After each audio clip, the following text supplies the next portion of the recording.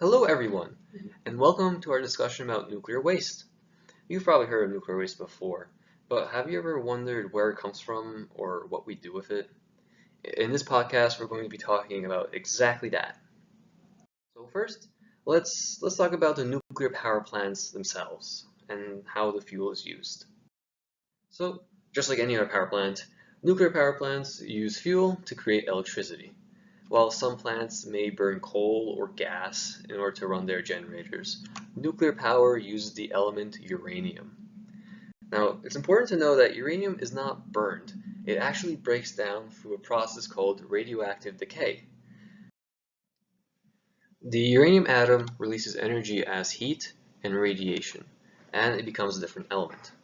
Eventually, not enough of the uranium is left to keep making energy and to keep releasing the heat we need to power our generators and make electricity, so you remove it and replace it with some fresh stock. What's left after all this is called high-level nuclear waste. So when we burn coal or gas, we could just vent that into the air, and that's why you see these giant smokestacks on top of coal burning plants and all that. And if there's anything else left, we're usually just able to send it into a landfill. So why can't we do the same thing with nuclear waste? And the reason for that is nuclear waste is radioactive. That radiation I mentioned earlier comes mostly as X-rays. And you know when you go to a dentist or you go to a doctor to check on a broken bone and they put that heavy lead apron on you? So that apron is there to protect you because X-rays can actually be pretty dangerous. But if we respect the potential danger and take the necessary precautions, we can use them safely and effectively. And in the same way, if we treat nuclear waste with that respect, we can deal with it safely too. So, okay, after the power plant has done its job, the fuel is all spent, we have our waste. Now, if we remember what I said, the uranium is used up to a certain point and then it has to be pulled out because it's simply not effective anymore. What happens is the fuel still has uranium left in it, so it's trying to do its job, but it has too much other stuff in it as well that's preventing it from creating enough heat to make that electricity. So what we want to do is pull out that uranium and then pull out actually plutonium too, which is made as a result of the waste. And we want to pull that out and try to reuse it because we can make more electricity out of it. We don't want to just throw that away. So to do that, we discovered a process called PURIC. Now, PURIC stands for plutonium, uranium, redox extraction. And the point of PUREX is that it's basically it's kind of like a recycling thing. You know, in your kitchen, you're throwing away plastic, you're throwing away metal. You want to recycle that so we could take that and reuse it again, so it's not just thrown away. So you don't pointlessly throw it into a landfill, and we could keep using that material. In a similar vein, what Purex does is extract plutonium and uranium from your nuclear waste so that we could then take that, put it back into our nuclear power plant, and keep making more electricity, just to use as much of it as we can. Now, what it also does is all that nuclear waste we had, we pulled out a lot of stuff from it, so now there's less of it. We don't have to throw away as much anymore. So that makes it both easier and cheaper to throw it away.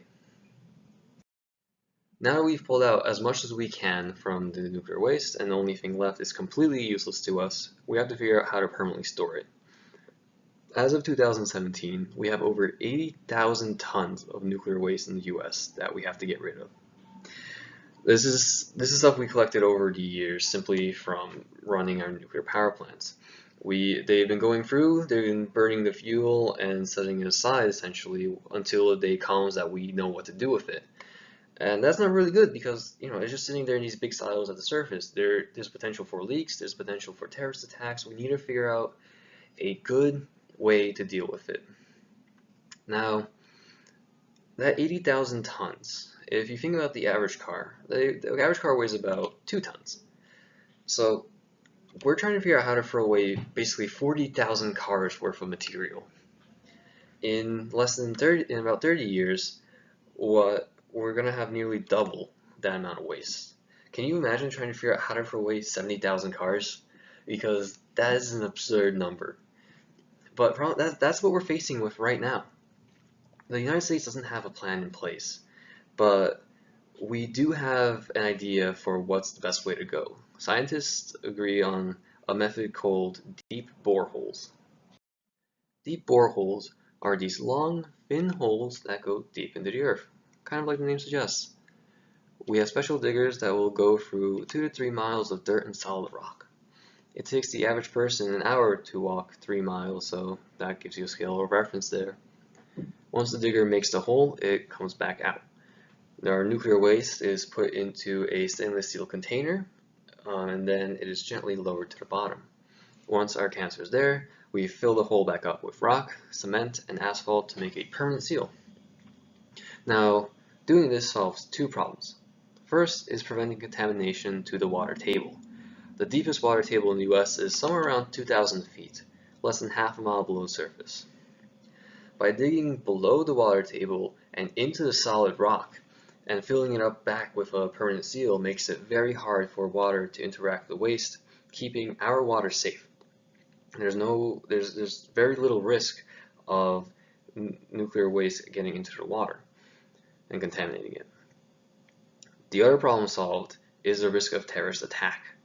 Being so far below the surface makes it virtually impossible to remove the waste to use for terrorism. With the kind of machinery that you would need, any attempt to get at it will be easily seen long before it happens.